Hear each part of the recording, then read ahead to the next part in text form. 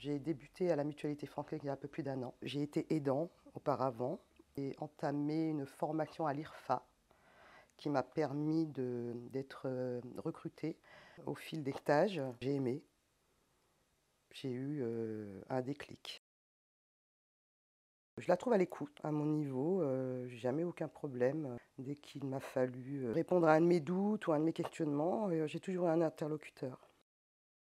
Le métier d'aide à domicile regroupe plein de métiers. En fait, on est là pour accompagner la personne dans les actes de la vie quotidienne.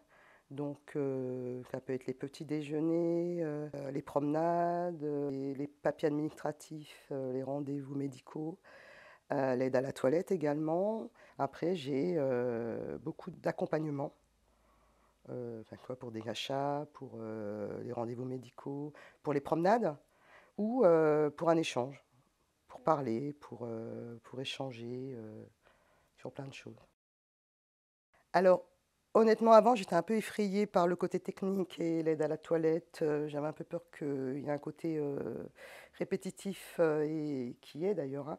Mais on peut le faire évoluer. Plus on connaît les gens et plus l'acte est plus facile et plus humain, plus concret, plus... Il a vraiment du sens, enfin à mes yeux. Je crois que j'apporte vraiment quelque chose aux gens qui en ont besoin. Je crois que je fais un vrai accompagnement, que je peux encore m'améliorer, que je peux encore faire mieux, mais qu'à l'heure d'aujourd'hui, il correspond à mes attentes et mes besoins de la femme que je suis aujourd'hui, je pense. Il m'a appris beaucoup d'être très très patiente, d'avoir de l'empathie que j'avais déjà, mais de le confirmer. Les échanges particulièrement avec la famille, avec les bénéficiaires.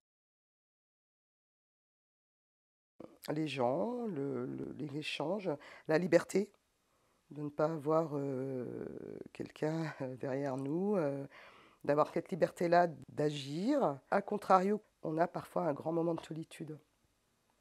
Quand la journée a été compliquée, quand la prestation a été pénible ou fatigante, on est en plein hiver sur les routes de campagne, avec du brouillard, et là on se dit, waouh, c'est un peu dur. Un de mes premiers bénéficiaires, un cas un peu compliqué, j'avais un peu peur parce qu'il ne parle pas et je ne savais pas comment l'atteindre, comment j'allais pouvoir communiquer avec lui. Et je croyais même qu'il ne pouvait pas quoi parler. Et puis avec le temps, au bout de longs mois, et la première fois que je l'ai vu sourire, la première fois que j'ai vu un grand sourire et même un éclat de rire, et là je me suis dit tiens, une petite victoire. Et maintenant c'est beaucoup plus fluide. Ah,